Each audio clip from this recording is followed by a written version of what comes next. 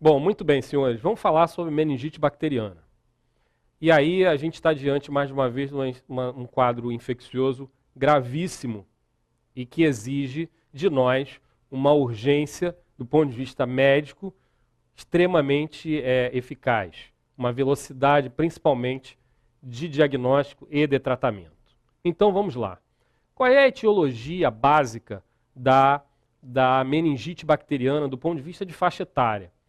Quais são os germes que acometem as populações do ponto de vista de meningite bacteriana? E aí o recém-nascido, claro, são os germes relacionados ao canal do parto. Então nós estamos falando do Streptococcus B, do grupo B, a Escherichia coli e da Listéria, um pouco mais rara.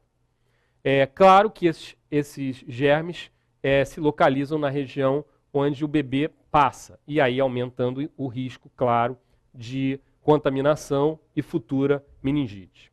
Do ponto de vista de um mês a aproximadamente 20 anos, a gente começa a ter aí o acometimento pelos germes principais, os germes mais clássicos do ponto de vista de meningite. A Neisseria meningite e o pneumococo, Streptococcus pneumoniae. E ainda não podemos esquecer do hemófilos influenza do tipo B. Maior que 20 anos, então, a gente volta a ter, passa à frente da Neisseria, o Streptococcus pneumoniae e a Neisseria fica em segundo plano. E do ponto de vista do idoso, o Streptococcus pneumoniae predomina, e aí nas duas extremidades nós temos a Listéria, e no idoso também, e no imunodebilitado nós temos a Listéria novamente. Então nos dois extremos a gente tem a Listéria. Isso é para tentar a gente facilitar um pouco a gente guardar, por isso esses germes estão aí tentando, com as cores, a gente conseguir trabalhar isso bem. Então só recordando, no recém-nascido, os germes que acompanham o canal do parto. Do ponto de vista da idade jovem, ou seja, de 1 mês a 20 anos, a gente tem a Neisseria meningite na frente, acometendo uma parte das vezes, junto com o pneumococo. A partir dos 20 anos, na idade adulta toda, o Streptococcus pneumoniae e a Neisseria. E no idoso, a Neisseria e a Listéria. Bom, vamos lá. Além disso, a gente tem os eventos que podem facilitar a meningite. Então, após neurocirurgia, o que a gente vai ter? A gente vai ter o Staphylococcus aureus, o Staphylococcus epidermidis e os gram-negativos. Por quê? São germes que acometem e que invadem o ambiente hospitalar e são germes virulentos e que muitas vezes acometem a pele e o ambiente hospitalar. E principalmente os gram-negativos, a gente também não pode esquecer aqui da Pseudomonas aeruginosa. Do ponto de vista de TCE e fístula licórica, voltamos então a falar do Streptococcus pneumoniae, claro que nós estamos falando de via aérea, né? Então, com fístula licórica, geralmente para essas regiões do polo cefálico. E após punção lombar, a simples punção lombar, a gente está falando também da pele.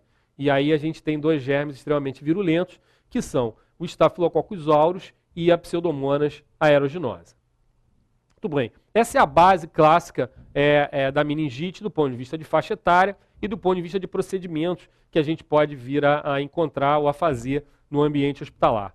A neurocirurgia é uma situação extremamente grave, porque o doente fica exposto muitas horas. A gente sabe que quanto mais tempo no ato cirúrgico, mais exposto esse doente fica.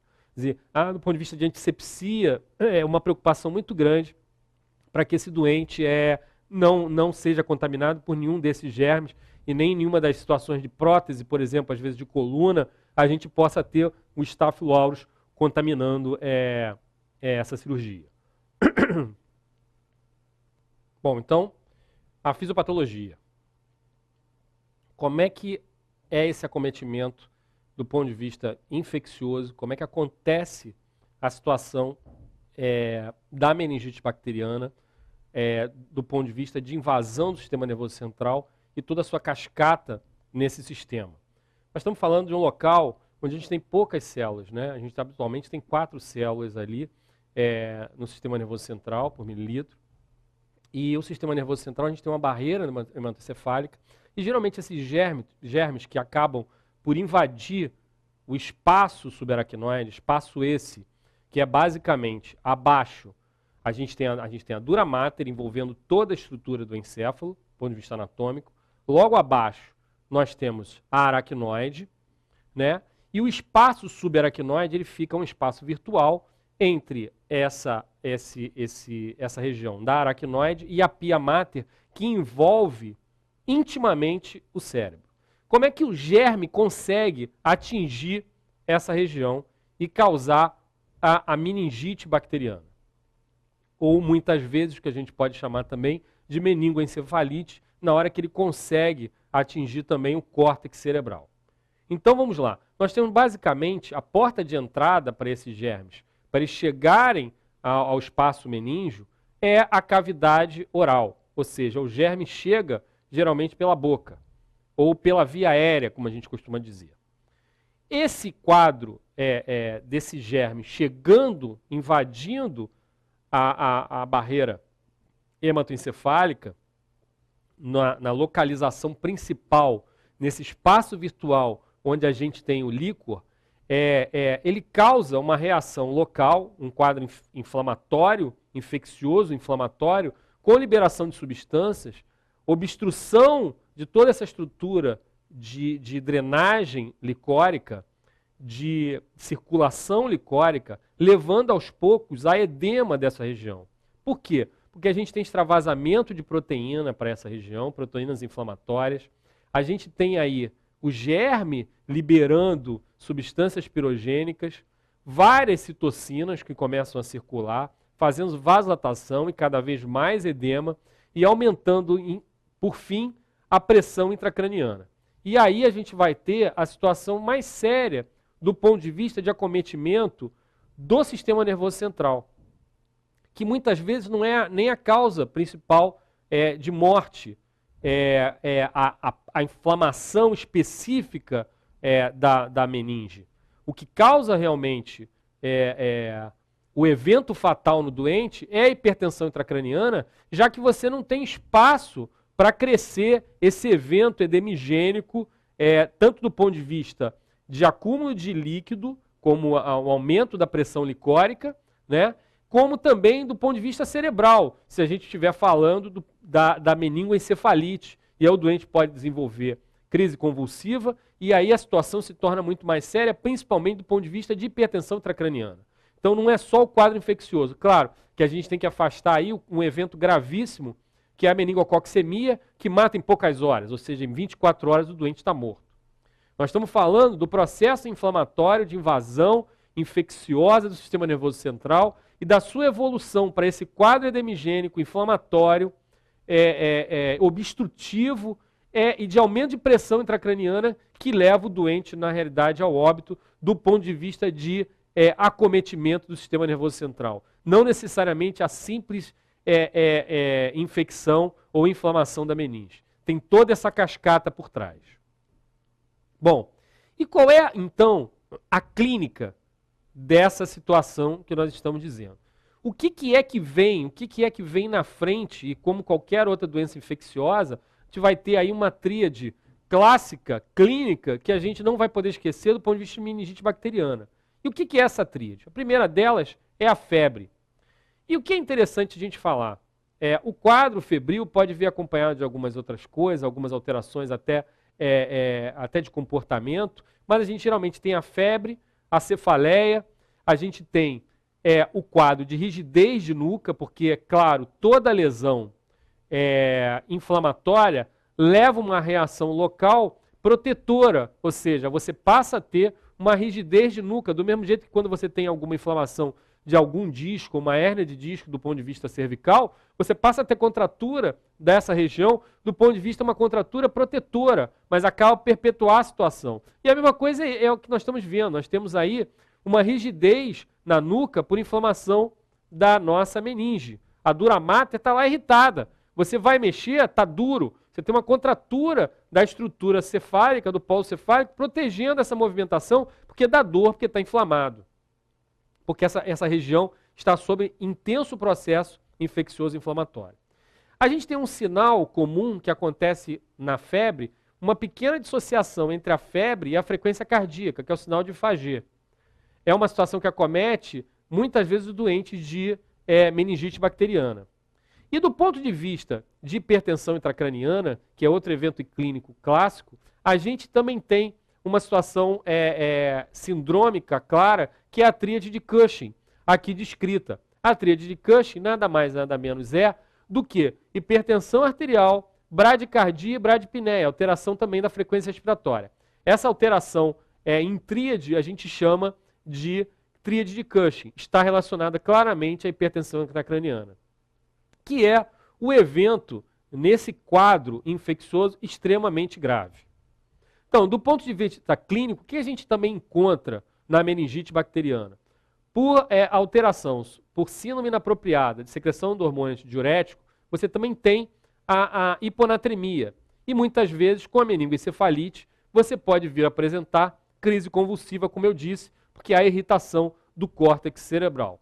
Então essa, basicamente, é uma clínica completa e a gente tem um conjunto principal que é a febre, a cefaleia e a rigidez de nuca. Esses são os principais sinais e sintomas do ponto de vista clínico da meningite bacteriana. Cada uma delas representando, de uma certa forma, o evento clássico, ou seja, a febre, do ponto de vista infeccioso, a cefaleia, porque há uma irritação local, com uma dor em qualquer outra região do corpo, e a rigidez de nuca como uma demonstração clara do processo inflamatório meníngeo. O que a gente tem que falar mais com relação à parte clínica do ponto de vista de meningite? A gente pode ter também um quadro de desorientação. O doente pode se apresentar com intensa cefaleia e muitas vezes orientado. E às vezes até simular uma situação psiquiátrica. Então a gente tem que ter muito cuidado na hora de a gente abordar esse tipo de doente, porque os pequenos sinais podem nos confundir. Uma situação também clara, quando o doente começa a apresentar meningococcemia, e aí a atenção tem que ser muito mais rápida, são os eventos do tipo petequias pelo corpo, equimoses, demonstrando a meningococcemia. Então, do ponto de vista clínico, a gente aí saindo um pouco da meningite propriamente dito, falando do meningococo, a gente não pode esquecer da meningococcemia. E é claro que todas as alterações relacionadas ao quadro infeccioso. Então você vai ter um hemograma alterado, você vai ter proteínas inflamatórias alteradas, como qualquer outro evento infeccioso, levaria. Muito bem. Qual é a base, então, do exame físico? Nós já falamos que o doente apresenta febre, então óbvio que a aferição da temperatura axilar. Já falou que o doente apresenta, do ponto de vista de dor, a cefaleia e a rigidez de nuca. E qual é o exame que a gente faz? Quais são os exames que a gente faz do ponto de vista do exame físico para fazer o diagnóstico de rigidez de nuca e de inflamação meníngea? Então a gente tem aí a demonstração do sinal de Kernig. A gente tem o Kernig e a gente tem o Brudzinski, e nós vamos falar um pouquinho do Lazeg também.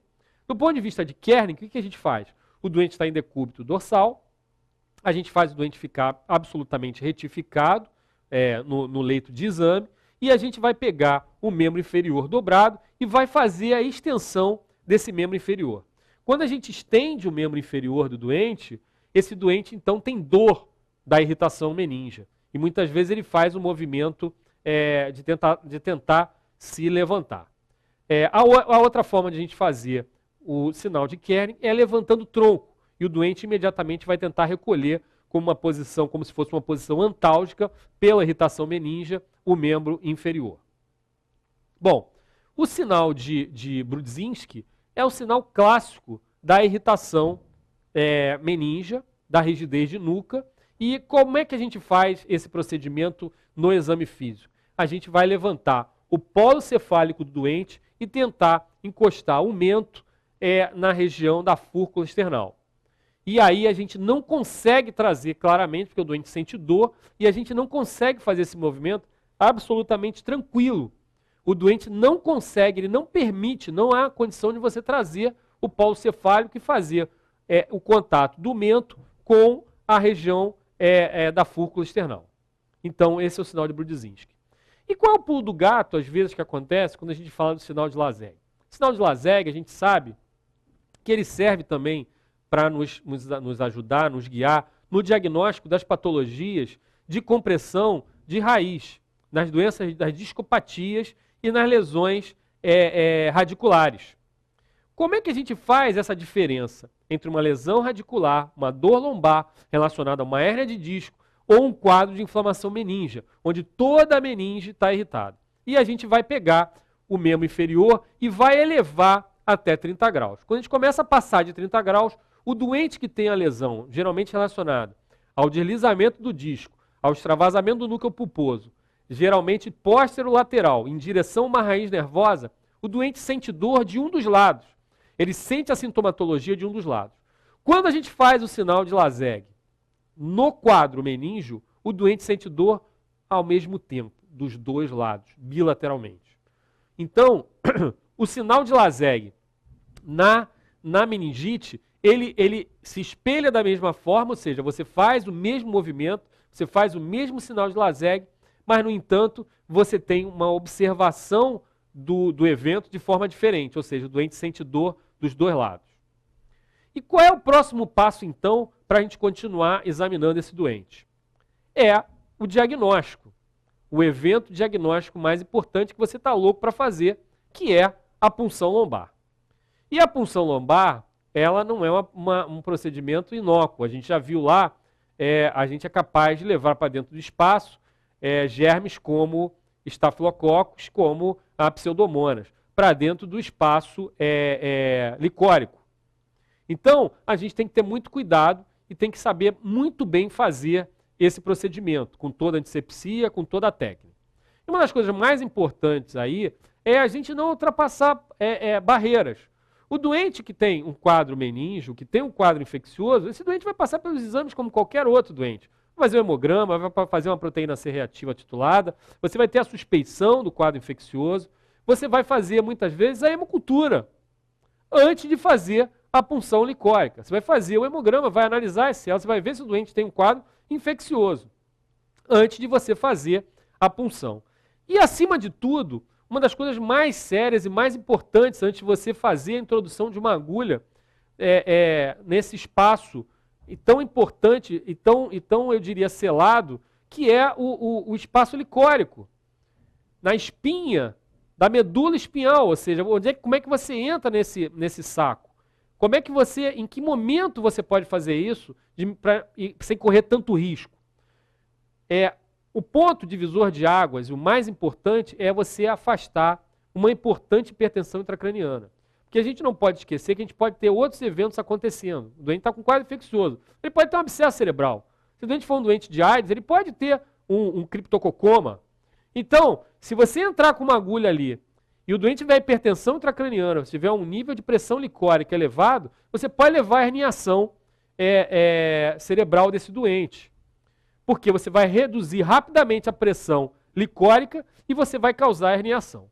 Então, introduzir a agulha pode passar por alguns exames antes, entre eles a própria tomografia computadorizada, para você afastar uma lesão expansiva intracerebral. Uma lesão expansiva que está dentro da caixa craniana. Bom, você definiu então que você está com esse risco não tão aumentado, mesmo que você tenha alguns sinais e sintomas que te elevem esse risco, que você tem que ter todo o cuidado do mundo, a gente sabe que a punção também não é feita de qualquer jeito. Você não entra aspirando. Você entra de forma passiva para poder fazer a punção lombar. Então, como é que se dá esse procedimento de você colher o líquor para você poder examinar e tentar dar o diagnóstico de que tipo de infecção você tem e se você tem a infecção no sistema licórico? Como é que você faz isso? Então, a primeira coisa fundamental é realmente afastar a possibilidade de hipertensão intracraniana. O doente comatoso, o doente francamente rebaixado nível de consciência, ou então aquele doente que apresenta aquela tríade clássica que a gente falou, de hipertensão, bradicardia, alteração respiratória, o doente que apresenta vômito em jato. O que é o vômito em jato? O doente não tem náusea e de repente ele vomita. É um sinal que lembra, que é patognomônico de hipertensão intracraniana. É difícil às vezes você definir. O doente está bem e de repente vomita, sem menor náusea antes. Então esses sinais são os sinais que te fazem recuar e ter todo o cuidado para definir isso. Até porque, basicamente, se você tem a suspeição elevada, você vai começar o tratamento. E depois você pode até evoluir fazendo a continuação do diagnóstico. Mas o que você quer fazer é tratar o doente, mesmo que seja empiricamente. Você vai tentar evoluir o tratamento. Mas é claro que em mãos experientes, você vai entrar aí nesses ligamentos interespinhosos, você vai encontrar esse ligamento amarelo, você vai conseguir entrar no espaço dural, né? Você vem caminhando com a agulha e quando você rasga a dura, você sente aquele clique, você vai estar no espaço dural e aí você vai tirar o mandril e vai começar a pingar. Antes de você começar a pingar o líquor, geralmente você vai fazer a raquimanometria. Por quê? Porque você tem que saber se esse doente está com hipertensão intracraniana. Se ele tiver, você pode até abortar o processo, apesar de você ter colocado, já exposto o doente a risco. E a gente sabe que na técnica, a gente vai se preocupar com o nível que a gente faz isso. A gente faz isso na altura da cauda equina, onde você não tem a medula propriamente dita para você causar lesão. Então, qual é o nível? Abaixo de L2. Como é que a gente sabe isso? A gente usa como ponto de reparo, o doente vai estar numa posição fetal, né, de preferência voltado para dentro, ou seja, com as pernas encolhidas, com a cabeça encolhida, fletida, e para poder você abrir os intervalos entre as apófises espinhosas e você conseguir introduzir a agulha para você poder chegar nesse espaço dural. Essa punção, ela tem que ser feita com toda a preocupação do nível também. Então a gente usa como reparo as cristas ilíacas. Ou seja, ao nível das cristas ilíacas, você já está L3, L4. Ou L4, L5, L5, S1. Então você tem 3 níveis para você poder fazer a introdução da sua agulha para fazer a punção licórica. E aí você vai estar diante do líquido mais importante que você está querendo examinar. Mas não esquecendo nunca a preocupação com relação à hipertensão intracraniana para você não causar um evento trágico que levará o doente ao óbito, que é a herniação. Então, a redução abrupta da pressão licórica, ela pode levar o doente ao óbito por herniação. E qual é o primeiro evento que você vai fazer antes de começar a coletar? É a raquimanometria. Você vai medir através de uma coluna de líquor qual a pressão raquimedular. Então vamos lá. O que a gente precisa saber do ponto de vista de líquor, quando você já está com líquor, de posse desse líquor, quais são as alterações que a gente vai encontrar do ponto de vista de infecção bacteriana de meningite?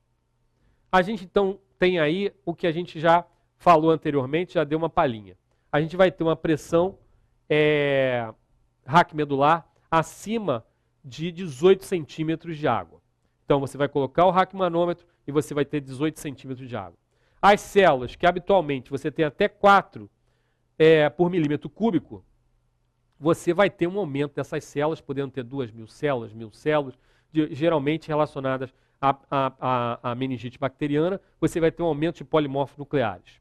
Do ponto de vista proteico, um aumento importante, porque você tem um extravasamento, uma exudação inflamatória para dentro desse espaço licórico, para esse espaço subaracnoide. Então você vai ter proteínas acima de 45 miligramas por decilitro. A glicemia está geralmente relacionada a um percentual, a uma proporção com a glicemia sérica. Ou melhor, a glicose, me expressei mal, a glicose do líquor, ela tem uma relação direta com a glicemia. Geralmente, a glicose normal no líquido cefalorraquidiano, no líquor, é em torno de 2/3 da nossa glicemia normal. Então, se você fizer a proporção, você vai ter lá aproximadamente entre 50 e 80 miligramas por decilitro normal de glicose no líquor. Quando você tem uma meningite bacteriana, você tem níveis abaixo de 40 miligramas por decilitro por consumo dessa glicose. Então, podendo chegar a níveis até mais baixos, entre 30 e 20 miligramas por decilitro. Você pode ter o germe identificado nesse líquor por aglutinação do látex.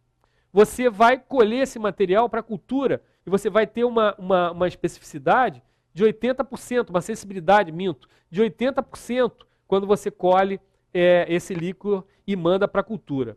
E um exame fundamental para você nortear imediatamente o tratamento, escolher qual é o tratamento que você vai fazer, já que eu já falei dos germes que acometem é a bacterioscopia pelo Gram. Então você vai ter aí, basicamente, 60% das vezes, a identificação do germe, se ele é de um grupo ou de outro. Lembrando que nós estamos falando de um diplococo Gram positivo, basicamente, e um diplococo Gram negativo. E aí, então, vamos falar deles. O diplococo Gram negativo que a gente está falando é a Neisseria meningitidis, o meningococo. Então, se você no Gram, na bacterioscopia, você identifica o meningococo, você já sabe diante de que germe você está. O diplococo Gram positivo, então a gente tem o Streptococcus pneumoniae, o pneumococo. Aí está. E do ponto de vista de coccobacilo Gram negativo, a gente tem o hemófilos, geralmente o hemófilo tipo B. E do ponto de vista de bacilo Gram positivo, a gente vai ter a listéria. Então, do ponto de vista de bacterioscopia, isso nos ajuda a fechar o diagnóstico e começar imediatamente o tratamento. Porque você tem um tempo entre a porta e o início do antibiótico. Quanto mais rápido você começar, melhor. Não esquecendo que, do ponto de vista de meningococo, o quadro é gravíssimo se for meningococcemia. Agora, do ponto de vista, às vezes, do raciocínio meníngeo, meningococo não é nem tão terrível assim. A gente vai tratar muito bem. Até do ponto de vista prático, a meningite, você faz um isolamento desse doente, você faz isolamento de gotícula, um isolamento respiratório que você pode, basicamente, controlar apenas com máscara. Então, o isolamento não é um isolamento tão difícil de ser feito. O doente precisa ser isolado e rapidamente tratado. Então, o tempo para você fazer isso depende muito da sua eficiência nesses momentos, nesses passos de diagnóstico. E, é claro, identificar o germe para você fazer o início da antibiótico terapia correta. Então, vamos falar um pouco mais como é que a gente identifica, como é que a gente classifica esse líquor do ponto de vista de identificar o agente etiológico. Essa tabela é um pouquinho mais difícil da gente entender, mas ela serve também com todos os parâmetros, ela inclui todos os parâmetros que a gente precisa para poder fazer o diagnóstico presuntivo, né, do germe que está cometendo essa meninge, mas a gente consegue fazer um resumo claro, porque basicamente a gente vai ter que olhar as células, a citologia, e basicamente a gente vai ter que olhar a glicose do líquor e a relação com a glicemia. Então, uma coisa que a gente não pode esquecer, sempre qual é o exame que você vai ter que fazer do ponto de vista bioquímico para você conseguir fazer o diagnóstico diferencial, que pode inclusive cair em prova, é fazer a glicemia. Qual é o eletrólito que tem que ser dosado do ponto de vista de meningite? É o sódio, porque a gente sabe que faz hiponatremia por alteração de SIAD. Então vamos lá. Vamos tentar identificar qual é a situação do ponto de vista de germe com a identificação das alterações licóicas. Se nós temos um aumento importante de polimorfo nuclear com glicose baixa, o que faz isso geralmente? É a meningite bacteriana. Então, do ponto de vista de líquor, quando você identifica um aumento importante de células, principalmente polimorfos nucleares, e com glicose baixa, a gente está diante de uma meningite bacteriana. E aí a gente cai naquelas 4 clássicas ali que a gente estava falando, ou então, enfim, acho que acometem nas situações invasivas do sistema nervoso central. Mas é claro que tem um consumo de açúcar por conta do consumo da bactéria. Bom, se você encontra, então, um aumento de linfomononuclear e com glicose baixa, geralmente você tem um outro tipo de micro-organismo, que são os fungos ou o próprio bacilo da tuberculose. Por quê? Porque a gente tem uma alteração mais para mononuclear, diferente do modelo bacteriano, que a gente tem aumento de polimorfo, né, dos granulócitos, e na realidade você tem uma glicose baixa, né, muitas vezes nem tão baixa, porque são germes de crescimento um pouco mais lentos. E, no entanto, nas meningites virais, você também tem um aumento de linfomononuclear, como qualquer virose, mas você tem a glicose normal. Então, as meningites virais, que muitas vezes são as meningites mais frequentes, a gente tem a glicose normal. Por quê? Porque o vírus não consome açúcar do sistema nervoso central. Então, basicamente, no diagnóstico, você definir uma meningite bacteriana, uma meningite viral, uma meningite bacteriana, uma meningite fúngica ou tuberculosa da meningite viral, é basicamente essa tabelinha que a gente tem aqui. Bom, Então vamos lá, vamos começar o tratamento. Do ponto de vista de tratamento, por que a gente está falando logo abaixo do tratamento, a gente já escreve logo. Antibiótico terapia empírica.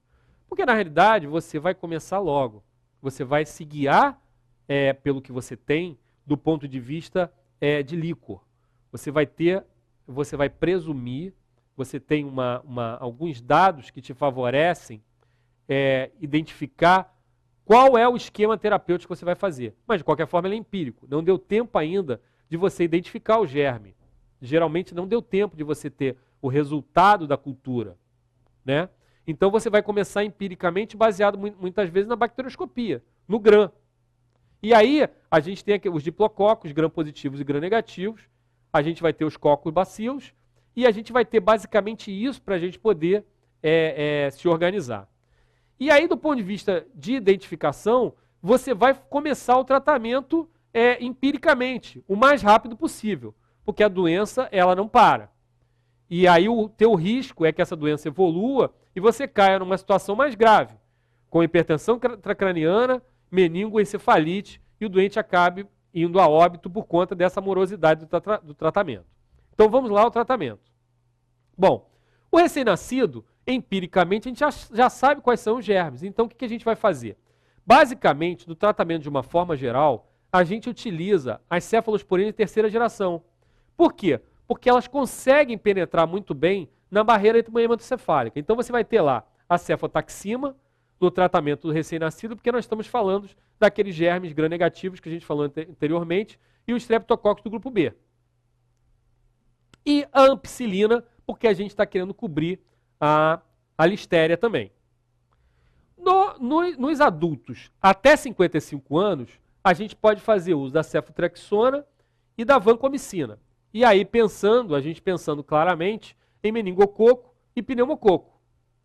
Do ponto de vista de idade mais avançada, quando você tem mais de 55 anos, então aí nós estamos falando das pessoas um pouco mais idosas, ou geralmente pessoas com comorbidade, a gente vai fazer a cefotraxona, a vancomicina e a ampicilina. Por que a ampicilina? Porque também a gente está cobrindo a listéria, como a gente se recorda daquele slide que a gente tem nos dois extremos, no recém-nascido e no idoso, a listéria. Então a gente usa a penicilina como cobertura. E a cefotraxona e a vancomicina com o mesmo raciocínio, cobrindo os dois diplococos, o gram-positivo e o gram-negativo. Nós estamos falando aí do pneumococo e do meningococo. Do ponto de vista hospitalar e pós-neurocirúrgico, a gente vai usar a ceftazidima e a vancomicina. É claro, cobrindo aí os germes hospitalares, gram-negativos e o Staphylococcus aureus. Geralmente a vancomicina vai ser usada. Então, basicamente, do ponto de vista de tratamento, a abordagem rápida e empírica da meningite bacteriana é com esse esquema que nós estamos demonstrando aqui. Bom, e agora? Do ponto de vista de tratamento, de antibiótico terapia, de tratamento do germe, ou seja, da gente tentar tratar a doença infecciosa, a gente conseguir chegar com antibiótico no sistema nervoso central e conseguir acabar com o quadro infeccioso, conseguir acabar com essas bactérias que estão acometendo o sistema nervoso central, a nossa meninge, levando ao quadro de meningite, levando aquele líquor turvo, purulento muitas vezes, cheio de células, cheio de bactérias. Qual é a outra ação que a gente tem que tomar? Qual é a outra grande preocupação que a gente tem? Bom, do ponto de vista de meningite, vocês vão se recordar que eu falei que o meningococo, ele de uma certa forma, do ponto de vista de meningite, ele não é tão grave do ponto de vista da inflamação da meninge. Ele é ruim sim, com a meningococcemia, porque ele mata em 24 horas. A gente escuta falar, morreu de meningite. Ele faz a meningococcemia e aí o doente morre da sepse meningocócica. O doente morre rapidamente. Agora, do ponto de vista de reação inflamatória, para quem que a gente vai fazer o corticoide? E quando a gente vai fazer o corticoide? Então, do ponto de vista de tratamento de corticoide, a gente basicamente a gente trabalha com 2 germes. Nós vamos falar a seguir. E como é que a gente faz o corticoide? De preferência, um pouco antes, em torno de 20 minutos antes do início do tratamento antibiótico, ou concomitante, assim que for possível, o mais rápido possível. E quais são os germes que nós estamos falando? Só para hemófilo e pneumococo. Porque os dois germes são muito mais agressivos do ponto de vista de inflamação meníngea, levando muito mais facilmente uma irritação maior. Então, o corticoide é fundamental para tentar controlar o quadro inflamatório meníngeo. Por quê? Porque a gente está preocupado com toda aquela situação do ponto de vista de aumento da pressão intracraniana, extravasamento de proteína, daquela reação inflamatória local, do edema, e aí causando uma situação muito mais grave. Então, o corticoide se impõe só para hemófilo e pneumococo. Então, é uma coisa importante a gente falar e não deve ser esquecido por vocês, porque costuma ser questão de prova também. Bom, e a profilaxia? Como é que a gente faz a profilaxia dos contactantes dos pacientes que tiveram meningococcemia?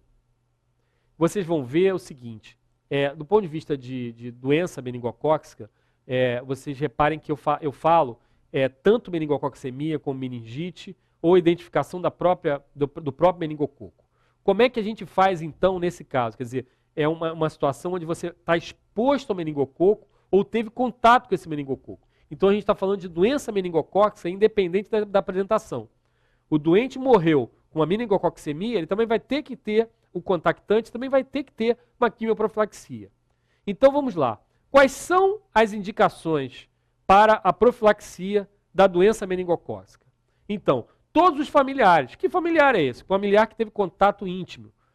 Como qualquer pessoa que teve contato íntimo. Profissional de saúde. Imagina um profissional de saúde. No primeiro contato, o profissional de saúde não sabe.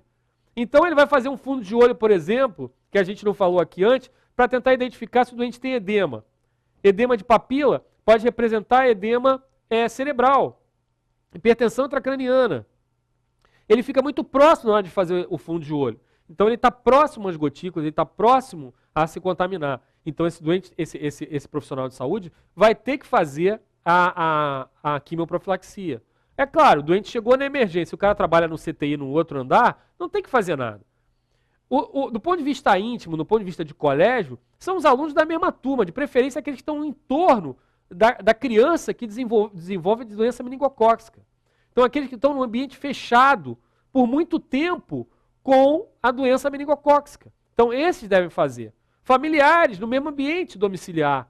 Você não sabe até que ponto ele trocou secreções de alguma forma com esse paciente. Então esse doente tem que fazer a quimioprofilaxia. Do ponto de vista de meningite por hemófilo, é um pouco diferente, ou seja, todos os contatos, desde que haja uma criança com menos de 5 anos, além do caso índice, e não vacinada ou imunodeprimido junto. Ou seja, você tem uma família em que você tem crianças com mais de 5 anos, e uma das pessoas da família fez uma meningite por hemófilo, não é necessário fazer de todo mundo a quimioprofilaxia. Mas se você tem uma criança com menos de 5 anos, além daquele caso, que pode ser o pai da criança, por exemplo, e não vacinada, você vai ter que fazer a quimioprofilaxia na família toda, para evitar que levem para essa criança de 5 anos o hemófilo, já que ela não está protegida. O hemófilo diminuiu muito a incidência depois da vacinação. Ou então, que você tenha, se você tiver um paciente imunodeprimido, com alguma imunodepressão, que faz uso de imunossupressor, por qualquer motivo, ou tem alguma doença crônica, aí você vai ter também que fazer a quimioprofilaxia em todos os contactantes dessa pessoa. Então ficou claro? A gente tem uma criança de 5 anos não vacinada, além do caso índice, ou seja, além do caso que foi acometido pela meningite por hemófilo. Então você tem lá a mãe, vamos mudar agora, a mãe fez o quadro de meningite por hemófilo. Tem o pai, os outros irmãos e tal. E tem uma criança que tem menos de 5 anos e não foi vacinada, todos os contactantes dessa criança vão ter que fazer quimioprofilaxia. E aí como é que vai ser essa quimioprofilaxia? Bom, para a doença meningocócica, a gente tem a rifampicina, 600 mg por dose, de 12 em 12 horas por 2 dias. Aí para tentar facilitar um pouco a gente guardar, o que eu falei antes? Que do ponto de vista de doença meningocócica, aí a gente falando um pouco talvez da irritação meninge e tal, a gente vai fazer por 2 dias apenas. E vocês vão ver que a gente pode usar outras drogas, como a própria ceftriaxona, ciprofloxacina, azitromicina, aí relacionada aí até um pouco aos efeitos colaterais da rifampicina. Mas do ponto de vista de meningite por hemófilo, como a gente sabe que a meningite por hemófilo ela é um pouco mais difícil do ponto de vista inflamatório, Aí, para a gente tentar ajudar a gente a guardar, a gente vai usar a rifampicina 600 mg por dia durante 4 dias. E aí é uma tentativa da gente tentar guardar, que por hemófilo a gente fica mais dias tratando com rifampicina. Então essa quimioprofilaxia básica que todo mundo pergunta, porque teve uma meningite lá na sala de aula do meu filho, o que eu tenho que fazer? Então espera-se basicamente que se tenha informação de qual é a doença, enfim, da meninge, qual foi o germe que acometeu, e aí, de qualquer forma, o tratamento, do ponto de vista, entre aspas, tratamento não, a profilaxia é basicamente a mesma no início. Então você vai começar com a rifampicina direto. É óbvio que se fechar o diagnóstico do hemófilo, você vai prolongar um pouco mais. Senão, você pode acabar o tratamento em 2 dias. Bom, basicamente era isso com relação à meningite bacteriana.